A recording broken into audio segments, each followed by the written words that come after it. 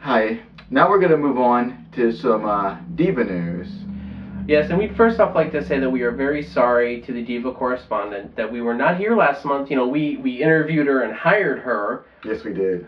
But we weren't here on her first day on the job. She unfortunately had to deal with some obnoxious hosts. Yeah, interesting at least to say the least. Yeah. Yeah.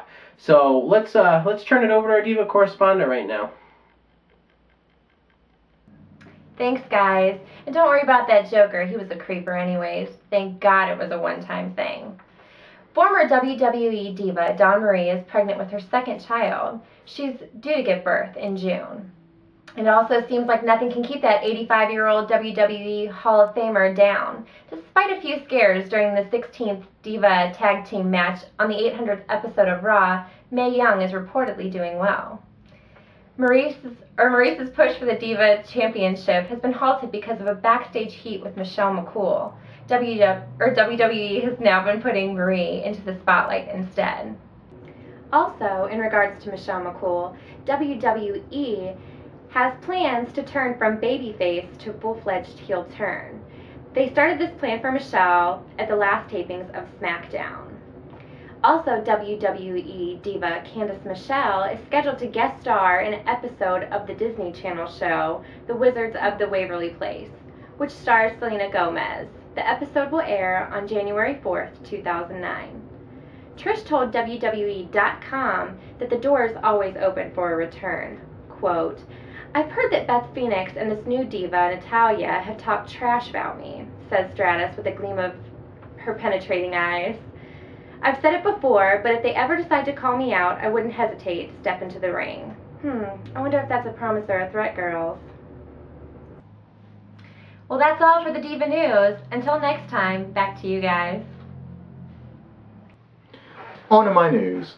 Now, there's a rumor that my favorite wrestler of all time, Shawn Michaels, has asked for a chance to wrestle The Undertaker at next year's WrestleMania, which would be WrestleMania 25 in Undertaker's hometown of Houston, Texas. We all know who would win that match, but it would be a payoff for both superstars, because it would be very enormous, because you had two big-name WWE superstars going against each other. Anyways, like JR updated his blog, saying that for his money that Shawn's the best big match wrestler in the business. But, you know, you can actually see the fatigue in his eyes. So if JR was forced to guess when HBK would actually retire, it would be sometime around WrestleMania 26. JR and I are both hoping that he's wrong. Now, more news. WWE has officially released Raw's Paul London and Chuck Palumbo, SmackDown's Kenny Dykstra, ECW's Elijah Burke, Armando Estrada, and Lena Yada, which was a diva. Super crazy. He quit the WWE at one of the shows last month. It came out of nowhere, and apparently he was not happy with his spot in the company, and he was promised so many pushes so many times, but it never came into place, and he just got fed up and just walked out. Okay, and now Ted DiBiase. The reason why he hasn't been on TV is because he got married on October 10th and was written out of the WWE storylines because he's landed a movie role. He will be starring in WWE films straight-to-DVD movie, The Marine 2. John Cena, who starred in the first film, is not currently scheduled to appear in the sequel, which means that movie's going to suck, in my opinion. Dustin Goldust Rhodes has signed a contract with World Wrestling Entertainment. He will be working on the Raw brand, resuming his oddball comedic role with the company, which is probably going to make me watch it a little bit more because he's freaking funny. And as to follow up on my news a few months ago about Psycho Sid coming back to the WWE, as you know, because it was rightly reported that he was going to come back, it looks like it won't happen anytime soon, since the WWE made the condition that he would have to pass a drug test if having a tryout. Psycho Sid declined. I wonder why. Well, that wraps it up for my news. Alright, now we're going to move on to our final wrap. Ice, ice, baby. Ice, ice, baby. Alright, stop. Yes, that's right, ladies and gentlemen. We just ripped on the ice. What flavor do you like? Vanilla ice. Oh. Woo! All right, let's wrap this thing up.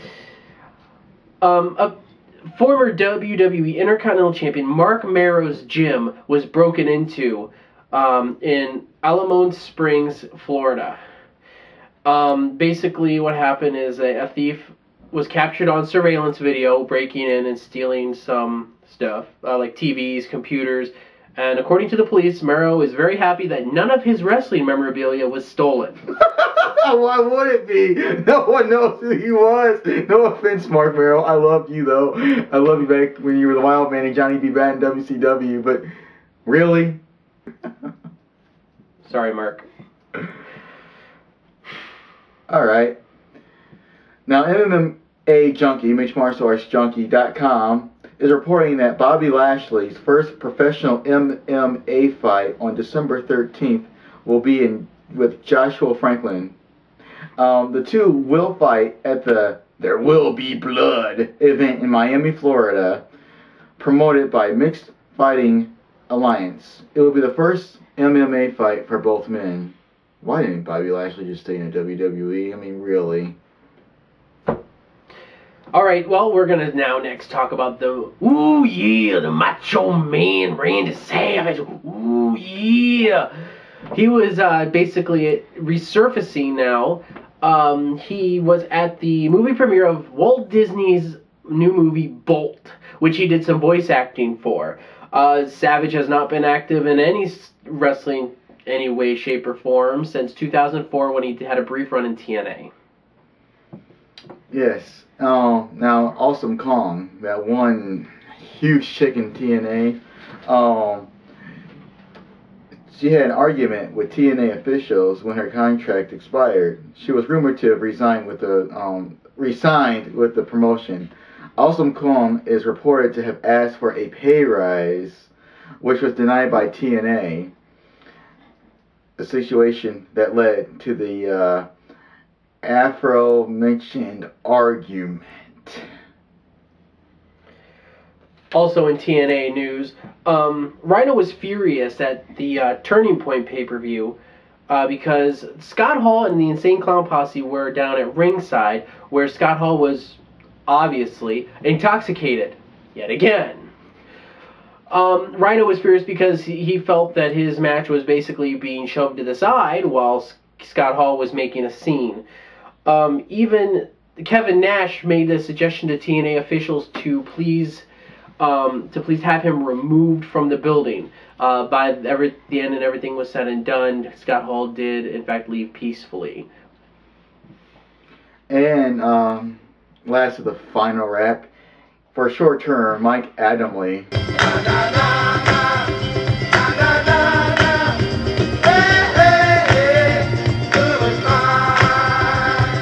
There is a high percentage that he will not be returning to the WWE at all.